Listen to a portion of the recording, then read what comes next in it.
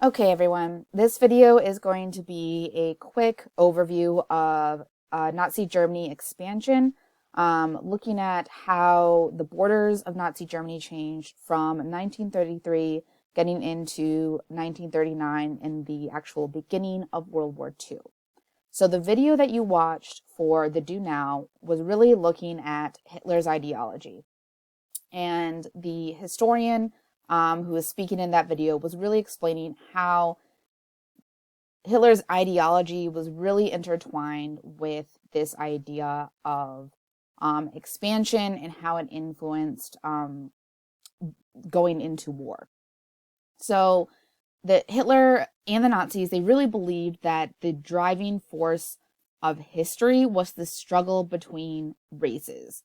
And they believed that the struggle would only end when the superior race, what they believed were the Aryans, achieved supremacy over all other races. So remember, this concept of race, again, is a social construct. Hitler and the Nazis created this idea of the Aryan race. But by 1939, their vision of dominance was really increasingly necessitated this conquest and occupation of other countries. They couldn't carry out their ideology, their worldview, without this expansion. So remember in the video, the historian, so her name was Doris Bergen, she says that for Hitler, these two notions of race and space were intertwined. Any race that was not expanding, he believed, was doomed to disappear. So without living space, land to produce food and raise new generations of soldiers and mothers, a race could not grow. And that's what starts this idea of expansion and Germany's expansion into the surrounding areas, as we see on this map. So when you look at starting in 1938, Germany annexed Austria and parts of Czechoslovakia, which were known as the Sudetenland. So again, when you go back to that map, the Sudetenland is kind of this area of Czechoslovakia here, which was right next to Germany, as well as they annexed Austria.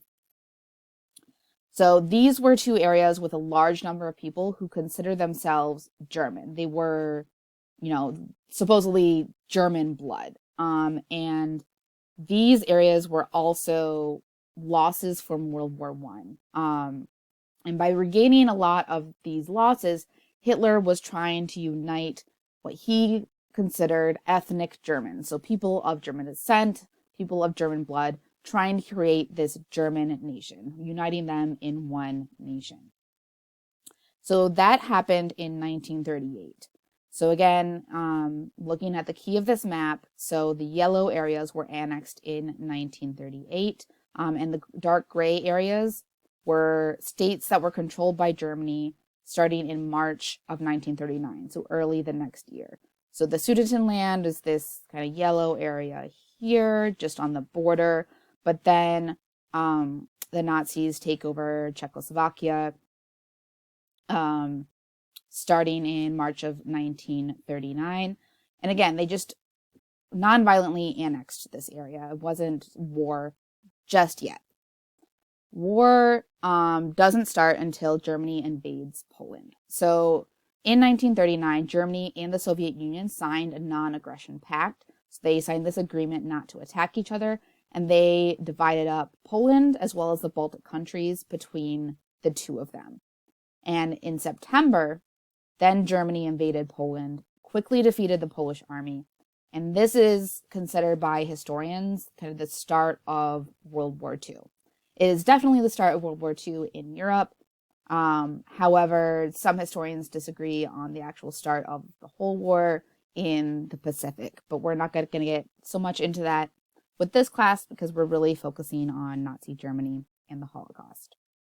So when you look here to the east, so Germany invaded Poland here and conquered that in September of 1939. So that's all of the like orangish red area here. And the Soviet Union got the kind of eastern part of Poland as well as Belarus around that same time. So that kind of like purplish part of the map here.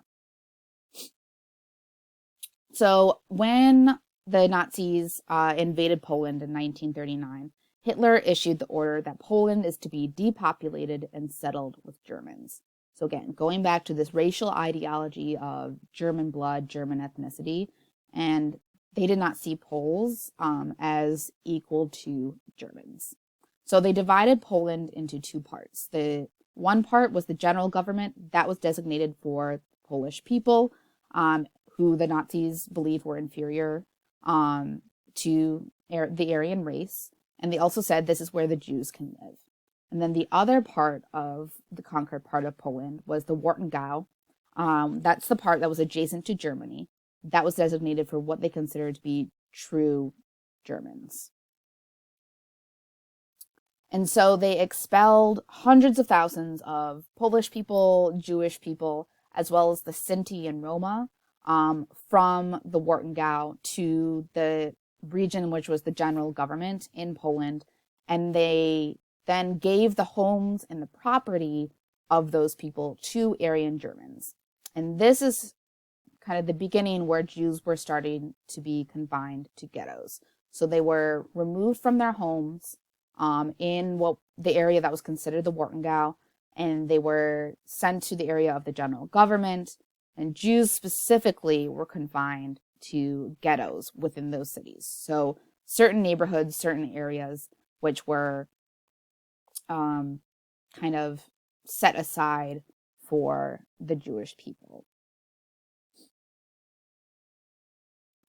So you see in this picture here, this is some, again, Nazi propaganda, kind of an exhibit at a school, trying to persuade the Germans to help colonize Poland, the Wartengau area of Poland. And so the exhibit, the line here says, "The land calls you." The painting shows a settler's car passing by a Polish border sign that has been knocked down here, kind of encouraging Germans to say, we need to expand our country and settle this new territory that we've taken and colonized. And so by the time that the United States enters World War II, so from 1939 to 1941, Germany had conquered most of mainland Europe. So they started with Poland, but then they expanded from France in the west all the way to the outskirts of Moscow in the Soviet Union in the east. So as you can see, that non-aggression pact between the Soviet Union and Germany did not last very long. Germany's was, because of this ideology of race and space, they were trying to take over the entire European continent. And this kind of conquest brought about what Hitler saw as a new order in Europe. So again, it's this linking between the Nazi racial ideology, their racial worldview, along with the military and expansion strategies, which were really shaped by the racial worldview. The reason they were expanding because they saw their Aryan race as superior, and then these other races, specifically the Jews, as the inferior races. So what we're going to look at, you guys are going to look at in the rest of this lesson, is a couple of kind of personal accounts of this expansionist race and space ideology and how it affected different people. So let's start with this account here. So this is a Polish woman who is identified as Mrs. J.K. We don't know her full name, but she described her expulsion from her home by the Nazis. So this is what she wrote. She said, on the 17th of October, 1939, at 8 a.m., I heard someone knocking at the door of my flat.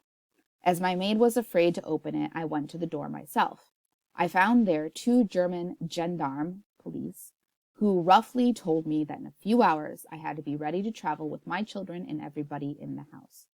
When I said that I had small children, that my husband was a prisoner of war, and that I could not get ready to travel in so short a time, the gendarme answered that not only must I be ready, but that the flat must be swept, the plates and dishes washed, and the keys left in the cupboards, so that the Germans who were to live in my house should have no trouble.